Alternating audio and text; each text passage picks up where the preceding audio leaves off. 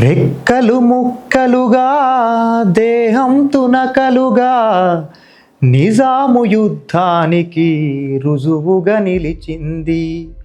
నెత్తురిటు కలమేడ అమరత్వపు వాడ అమరాధామంగా ఆకృతి దాల్చింది. ప్రేయసి ప్రేమ కొరకు సమాధి నిర్మిస్తే ప్రపంచ వింతల్లో ఏడుగా కూర్చుంది.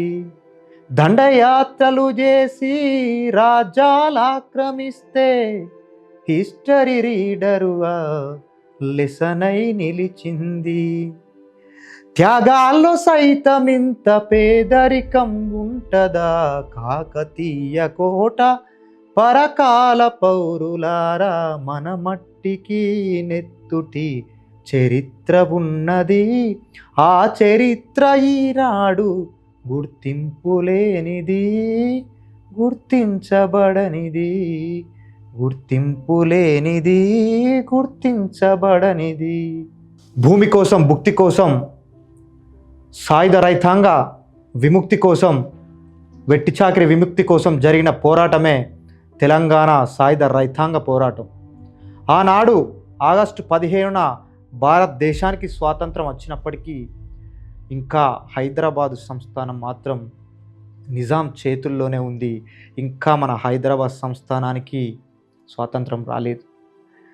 ఆ స్వాతంత్రం కొరకు భైరాన్పల్లిలో, పరకాలలో, మహబూబ్ నగర్లో, దేశమంతటా మన తెలంగాణ ప్రాంతంలో ఎన్నో పోరాటాలు జరిగాయి. పరకాలలో చెట్టు కట్టేసి ఊచ కోత కోసినటువంటి దృశ్యం పరకాల అమరధామ స్తూపంలో మనం ఆ సన్నివేశాలను, ఆ నెత్తురోడిన అమరుల చిత్రాలను మనం అక్కడ చూడవచ్చు.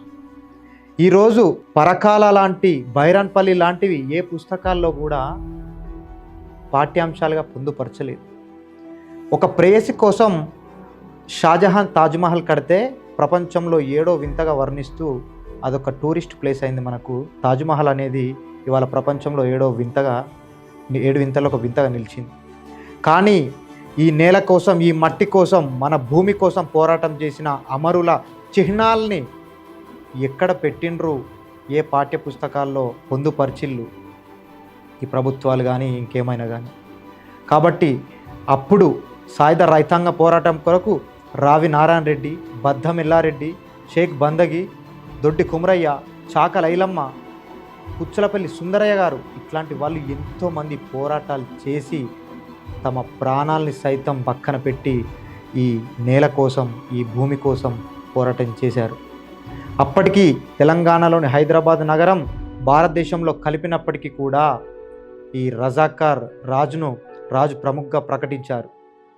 మళ్ళీ దొరలు ఊర్ల మీద పడి మళ్ళీ భూములు లాక్కోవడం, ఆ ధాన్యం గింజలు పండించే పంట గింజలు లాక్కుంటే మళ్ళీ అప్పుడు కమ్యూనిస్టు తరహాలో ఎంతోమంది రైతులు మళ్ళీ వాళ్లకు తుపాకులు పట్టుకొని, బడిసెలు పట్టుకొని, రాళ్ళు పట్టుకొని ఆ దొరల మీదికి, ఎవరైతే విష్ణురు గడి దొర ఉన్నారో, ఇంకా ఎవరైతే తెలంగాణలో దొరలు ఉన్నారో, పెత్తందారులు ఉన్నారో వాళ్ళ మీదికి మళ్ళీ తిరుగుబాటు మొదలుపెట్టిండ్రు. అప్పుడు ఆ దొరలను మీరు ఏమనకండి, ఆ దొరలు శాశ్వతంగా ఊర్లో నుంచి మీ జోలికి రాకుండా చేస్తామని ప్రభుత్వం దిగివచ్చి భూ సంస్కరణలు చేసి దున్నేవాడికి భూమి ఉండాలి అనే నినాదాన్ని గెలిపించడానికి ఆ ప్రభుత్వాలు మళ్ళీ ఆ దొరలతో మాట్లాడి ఈ దొర వ్యవస్థను, పెత్తందారి వ్యవస్థను లేకుండా చేస్తామని ఈ ప్రజా పోరాటానికి ప్రభుత్వం దిగి వచ్చింది. దాని ఫలితమే నేడు దున్నేవాడిదే భూమి అనే నినాదాన్ని ప్రజలు గెలిపించుకున్నారు. అలాగే అప్పటి వరకు ఉర్దూ మీడియంలో పాఠ్య పుస్తకాల్లో కానీ, చదువు చెప్పే పిల్లలకు కానీ ఆ ఉర్దూను మొత్తం తొలగించి తెలుగును మన మాతృభాషగా ప్రకటించినారు. కాబట్టి ఈరోజు మనం అనుభవిస్తున్న ఈ సుఖాలు, అనుభవిస్తున్న ఈ సొసైటీ ఏదైతే ఉన్నదో అది ఎంతోమంది రక్త తర్పణ చేస్తే ఈ నేల మనకి ఈరోజు స్వేచ్ఛావాయును అందించలేకపోయింది. ఈరోజు మనం స్వేచ్ఛావాయును పీలుస్తున్నామంటే దానికి కారణం ఓ దొడ్డి కుమరయ్య, ఓ చాకలి ఏలమ్మ, ఓ పుచ్చలపల్లి సుందరయ్య, ఓ రావి నారాయణ రెడ్డి, ఓ బద్దం ఎల్లారెడ్డి, ఓ బందగి. అట్లాంటి వాళ్ళను నేటి యువత గుర్తుపెట్టుకోవాల్సిన అవసరం ఉన్నది. దొర గడీలపై తుపాకులు ఎక్కుపెట్టిన నేల మనది. దొరలు, భూస్వాములు, రజాకారులు మనల్ని బానిసలుగా చూసిన క్రమంలో బందూకులై వానికి ఎదురుదాడి చేసిన రక్తపు యుద్ధపు గుండె మనది. బలపం పట్టుకున్న పోరాడు కూడా గుణపం బట్టి పోరాడేటట్టు చేయమన్న నేల ఈ తెలంగాణది. గోసపడ్డ ప్రతి పేదవాడు గొడ్డలెత్తుకొని తిరగబడిన నేల ఈ తెలంగాణ నేల. ఆనాటి నుండి ఈనాటి వరకు తొలిదశ తెలంగాణ ఉద్యమం నుండి మలిదశ శ్రీకాంతాచారి, ఓ యాదయ్య, ఓ యాదగిరి ఎంతోమంది చనిపోయినటువంటి త్యాగాల బాట మన గద్దరన్న పాట పాడినట్టు రాచరికం కత్తి మీద నెత్తుర్లా గాయమా, దొరవారి బడులల్లో నలిగిపోయిన న్యాయమా, ఆంధ్ర వలస తూటాలకు ఆరిపోయిన దీపమా అని ఒక 2-3 లైన్లలో తెలంగాణ పోరాటాన్ని, తెలంగాణ త్యాగ ఫలితాన్ని గుర్తు చేసినటువంటి గద్దరన్నను కూడా ఈరోజు మనం స్మరించుకోవాల్సిన అవసరం ఉన్నది.